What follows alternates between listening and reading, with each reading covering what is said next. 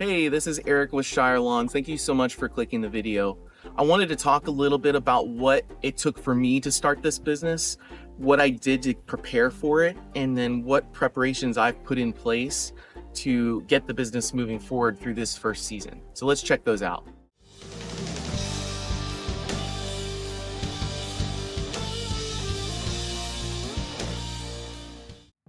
So starting a business, what does it take? Well, I can tell you that I had a lot of anxiety about starting a business. I've been thinking about starting a business for the last 20 years. Taking that leap of faith, going forward with it is definitely not easy. I don't care who says that it is, it's not. There's a lot of thought that goes into it, whether you're planning to start a hot dog stand or you're gonna go start a new law firm. There's steps for everybody and there's a lot of things that need to be considered. Now, I don't wanna scare you off from starting a business because what I did learn in this process, which I'm gonna go over with you here, I promise, was that while there are some things that feel a little insurmountable, there are some things that actually are really not that difficult. It just takes a little bit of, navigation through that and understanding. And really it's just, reading and talking to people that know the industry. That really helps me a lot. So starting a business can be as simple or as difficult as you want it to be. And in order to do that, you have to figure out what are your first steps and what is the plan for the business. Now, this channel is all about lawn care, not necessarily like hardcore landscaping either. It's really more about taking care of people's yards, and then we're gonna build from there. So I'm not gonna have great tips for you if you're looking to start a law firm or a hot dog stand. That's not what we're here to talk about. I'm talking specifically for a lawn care business. I am based out of Delaware, so Delaware does have an advantage in that we are the one of, if not the easiest state to start a business in. The whole process of getting even an LLC filed under your business's name can be as fast as a day if you're willing to pay for that rush fee. But it took me about a month to do it, and it was very, very easy. But before we get into all of that, let's talk about a little bit about what your options are about starting a business. Well, first you need to figure out what you're gonna do and how it's gonna work. And what I mean by that is, how are you planning to get paid and how are you planning to operate the business? So if you're immediately thinking, I'm getting into this by myself, I've got a push mower, I've got a weed whacker, I've got a leaf blower, I'm just gonna get out there and I'll take any job that comes along and I'm just gonna do it. And you have no plans on making it a big business at all. Well then, hey, I think that's fantastic, especially for you younger guys and girls that are getting into this. That's a great way to do it. And what we're talking about here, that's a sole proprietorship. Basically, that is the ultimate solo business operator. So what does that look like to be a sole proprietor? Well, there's a couple things that are definitely pros to it, and there's some negatives that at least I can tell. And just so you know, I didn't go that route. So feel free to tell me in the comments if I'm wrong about any of this, or if maybe I've got it nailed it right on the head. But either way, not here to judge, just here to give some information of what I went through in deciding the process for my business. The biggest advantage that I can see with sole proprietorship, and we're just gonna say solo because that's a really annoying word to say, going solo and not getting into the business aspect as far as the legitimacy side of it, if you will, it's easy. I mean, it's just you are a 1099 employee, so you're not getting yourself a W-2, which means you don't have to do a bunch of separate filing with the IRS when it comes to tax season. You're putting everything under your own name. Now, you can choose to split that up tax-wise. I'm not a tax professional, but from my understanding is that you can either marry those together or separate them. It's completely up to you and your tax professional. But the ease comes in that you don't have to worry about paying employees or contractors or getting any kind of specialty insurance or having a special bank account. You just do everything on your own, either as organized or lax and disorganized as you want. Now, my immediate thought with that when I was thinking through this was I'm an organized person to a fault sometimes, where I need to have things laid out and cleanly separated for anything that I do. But specifically when I'm thinking about a business, I want things to have their own place for tax purposes, and then also just for my own sanity, so that I can have everything from personal and business split. So the disadvantage of being solo is that you cannot obtain a business bank account. You can't get an EIN number from the IRS. You have to have some form of business set up in order to do those. So everything's going to be under your name, which for some people that's like what they want, and for me, it's not what I wanted. Um, and really, it was the bank account for me. That was the biggest thing. When you're handling money, money gets real tricky, and also to kind of throw out there miles. This is a business where you're going to travel a lot, and you need to track those miles so that you can write them off. And it's really hard to do that when the vehicle you're in is not an official company vehicle, because then you have to get into splitting up the miles, and it gets really messy. So, and I can say that firsthand because my wife was 1099 for a while, and we had to do that every year. We went to see our tax person. She was constantly like, did you track your miles? And we'd be like, yes, kind of. So, and there are apps out there that make that easier. So I'm not going to get into all that right now, but that's either an advantage or disadvantage for you. Now, the route I went, which I think is the second option, which a lot of people are going to do, is I formed an LLC. There are probably 20 to 30 different types of LLCs. The one I specifically chose is a single partnership. So that means I'm not sole proprietor, but I am a single person within this LLC. The advantage to that is that I am not claiming any employees, and I'm trying to keep it that way as long as possible. I do not want to be paying wages any sooner than I have to. For insurance, especially health insurance, if you ever have employees, and people that are doing S corps will definitely understand this, and even other variations of LLCs. As soon as you start bringing in those employees, you're paying them W-2s, or maybe you're paying them 1099, but one way or another, your company's taking on more expense. So I was like, I'm going to keep this as simple as possible, and I love the idea of the LLC. The reason I loved it was for a couple of reasons. One, you get to actually say that you're licensed as a business. So, when people say licensed and insured, that first license section, that's what they're talking about, is that they are an official entity according to the state and to the IRS. Now, insurance, let's talk about that real quick. I may have mentioned this about the solo section. Insurance is possible for you as a 1099 worker. It's going to be more expensive, and it's still going to be under your name. So it's going to be a lot more difficult to do any kind of tax things with that. Whereas with an LLC, I went to my insurance provider and I looked around and found the person I wanted to go with.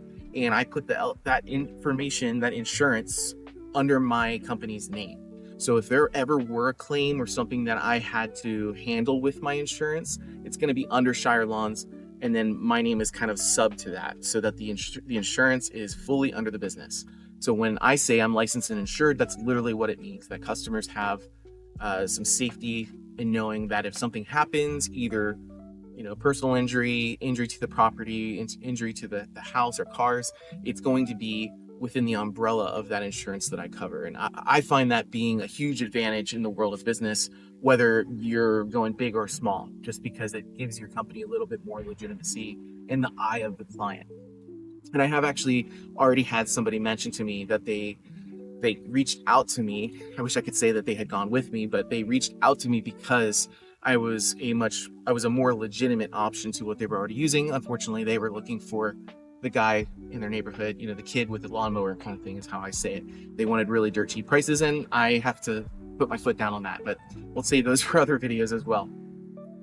Now, the third option, and I'm sure I could go in a lot more detail on the LLC side of things, but your third option in a nutshell is an S corp. An S corp is going to be something that is for people that are maybe you are looking to get into landscaping, hardscaping, or you want to do it all. S corps are great for that because you can bring on multiple employees, you can do your W-2s for each one of those, you can get your health insurance set up so that you're not only taking care of yourself and your family, but you're also helping anybody that's employed under you. There's a lot of benefits that come with that, but I will also say there's a lot more that comes on the tax side of things when you operate an LLC. And there is a point where, especially if you guys that are using accountants, I'm sure that they may advise you of this when you get to that point, but your company is going to grow to a point where it can no longer really function its best under or within an LLC or any variation of that one. An S corp then becomes a little bit better option. And again, I'm not a tax professional, so I'm not here to tell you the deep details between the differences of each one of those. All I know is that when I was researching this, both of those options were thrown out to me, and the S corp seemed like way too much work for somebody that's solo. by myself. Would it have been a disadvantage? I don't think so, but it did fit within my knowledge base and how I have theorized operating a business. So it was just easier for me to go that route. All right, so I wanted to talk a little bit more about what I did in preparation for starting my business. Aside from choosing the entity type that I wanted to have my business under, there's a lot more that goes into that. Now, really quickly, just to touch on this to make sure that I don't miss it, is business licenses. So every state is different. Delaware requires you to have a business license for the state, and then you have to have a business license for each city that you operate in, and that's just the town limits, the city limits. So for my local town where I live, I'm actually outside of the city limits. So for my business itself, it operates out of my home. That home does not have to have a business license or anything special for it because of it being outside of the city limits. However, if I was 100 yards down the road, then I would be. So pretty fortunate there. However, I still operate in that town. So I went ahead and had to get a business license so that I could legitimately, without being in any violation, operate within that town. Now, I don't know what the case is for other states, if that's a normal practice or if that's just like a weird Delaware thing. I don't know, but that was something I had to look out for. So kind of just putting that on your radar so that you know. Now, what I did to get started, I mentioned earlier that I'm a very organized person. So I've been thinking about starting this business for almost a year now. I know that doesn't seem like that long, but to me it felt pretty long because I was looking at it every single day. I was doing tons and tons of research. I was not only just looking around on YouTube to watch other people and what they were doing, but diving into Reddit, which is a great resource, by the way. Looking at local businesses that operated here, even checking in on some of their prices to get an idea of what was going on in my area. So a lot of market research, as that's known. Big thing I did that I think that really helped me get this off the ground and get past that stage of it being a dream and actually going forward with it was putting together some businessy things. So for instance, a profit and loss statement or a P&L. That was something that I did very early on because I needed to know what my business was going to make potentially, both in its infancy and then whatever period of time I felt was when it would be at its maximum efficiency. It's hard to do that when you're not been in the industry and you don't actually know all the costs. So that early P&L that I did was based on all the research I had done and a lot of estimating. Whether it's all true or was way off or maybe too high, I don't know yet. But so far within the plan that I've made, it has helped me get an idea of what my budget should look like for each quarter and for each month. Even to the point where I know how much money I have to make every single working day to be profitable or at least hit par or even in the company. So I'm not losing any money, maybe not gaining any money. I also want to let you know that pretty much no business is successful in their first or second year. It's pretty rare for that to happen, and that's okay. The IRS actually expects you to not make any income for your first 3 years. So even they have some wiggle room in there. So don't be super hard on yourself if you see that your business is maybe spending more than it's earning its first couple of years, or even if you were being super frugal and you still are not seeing those profit margins.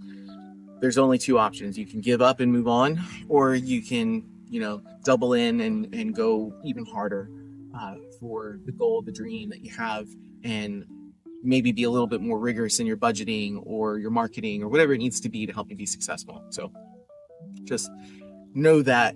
And I'm kind of saying that to myself as well, because I'm at the point right now where it could go one of two ways and it's kind of just up in the air, and I'm doing my best as a business owner to make the right decisions. Now, one other part of this getting started was the money. Everybody starts from somewhere. I think if you are, a high school or a college student that's looking to get something started part-time or full-time, you may not have a $20,000 budget to get started with. You may have a $5,000 budget, $1,000, whatever it is. You may have nothing, and you're just using your parents' stuff to do some yards around the neighborhood. That's perfectly fine. You got to start somewhere. But what you have to do, what at least I think you have to do, is you've got to plan for what that first year is going to look like. What are the goals that you have for the business? What are some numbers that you're hoping to hit within your first year, 2 years, 3 years, 5 years, whatever that is? for people like me that are always thinking through like equipment, I want the shiny new stuff. I want to be looking real professional and feeling really good that when I roll up, people are like, man, that guy's successful. So for some reason in my mind, that's shiny new equipment. But let's say that that's my goal, is to get that new $12,000 mower that looks awesome and does a great job on every single yard. Well, I can't just dive into it, even if I have the money, to go straight into that and then expect the business to make up for that in my first year or second year or third year. Of course, there's financing and stuff out there which you can look into, and I don't think there's anything wrong with financing, by the way. There's just different tactics. So for me, I put together an equipment list. So that equipment list is, in my opinion, crucial, because you need to know what your expenses are for starting the business. Whether it's, it could be nothing, but pretty sure you're going to still be paying for either fuel or electricity, or your travel expenses for getting your gear all around. There's always something. So you need to plan ahead as best as you can with that. And the P&L can help you to an extent on that side of things. But for me, putting together an equipment list, knowing exactly what my bare minimum was, and then my the spot I really wanted to be at would be, I can compare those two and say, okay, if I want to go all in and start off where I'm hoping to be, how much money is that going to cost me? What's that going to look like? Versus what can I make do with? What will work well enough to get me customers, retain them, and make money off of those yards or whatever it is. That number is going to be different for everybody. That list is going to be different for everybody. For me, I kept it relatively simple. Now, I had a variable, and I also have an advantage. So I want to talk a little bit about that too. So first, let's talk about my advantage. This is not the breadwinning position for my home, for my family. My wife has an incredible job. She's worked really hard to get where she is, and she makes enough money that she can support us during this period of the business where I'm not making any money in the business yet. I realize that that is very unique. There's not a lot of people that are coming into this business with that safety net. So just understand, I understand the privilege. I know that it's there. Now, the difference there is that I also had assistance with my vehicle, my truck. It was given to me by my in-laws. They're awesome. They were upgrading anyway, and they decided to give me that. So that was a roughly around a $10,000 expense that I had been planning for with my business that went away. And I say $10,000. I don't think I could find a legitimate truck for $10,000, maybe. But the chances of that truck being suitable and getting me through my first year at least was going to be very, very thin. So that $10,000 was actually going to be a down payment towards a truck that I could count on. So those are the advantages. Now, the variations that came with that is that I had to come up with basically 3 different plans, because if any of you that have bought brand new trucks, especially customized them online, you know that you have no idea when you're going to get that. So when my in-laws first told me about that, I didn't know when that was going to happen. And this was in October, and my business was starting in March. So I had a pretty short window to figure that all out, because come March 1st, I was planning on being out the door, getting customers, doing jobs, whatever I could within that period of time. And it was kind of up and down. So what did I do? Well, I could have just sat back and said, yeah, it'll work out. And if it doesn't, I'll just start the business a little later. I mean, yeah, I could have done that. But what I did instead is I came up with a plan A and a plan B. That plan A was to finance a vehicle, and this was how much I was going to spend. Because I was in the mortgage world, I was all about figuring out what's the best rate I can get, what's the best term for financing, all of that stuff. I worked all of that out within my plan for what the expenses of the start of the business were going to be. All right, so we talked a lot about this. There's a lot more detail that I plan to share with you. One thing I do want to put out there is that I'm going to try really hard not to get into the actual money that I'm making in this business, not because I don't want to share it with you, but I also realize that my competition is doing similar things, and I don't want to give out all my numbers to everybody online, but I am going to give you an idea. There's 1,000 videos on YouTube about how to price a yard, but how do you price a yard when you've never done one before? What does that look like? And do you get burns? Yeah, I already kind of experienced that. You underbid things because you don't know. That's okay. That's all about starting a business. But anyway, we'll get into that some other time. So I hope that this video was somewhat helpful. And if you're looking to get started in a business, I'd love to hear from you, either in the comments or you can message me with any questions. This is definitely like part one of a series. So we're going to talk a lot more about specific things within the business.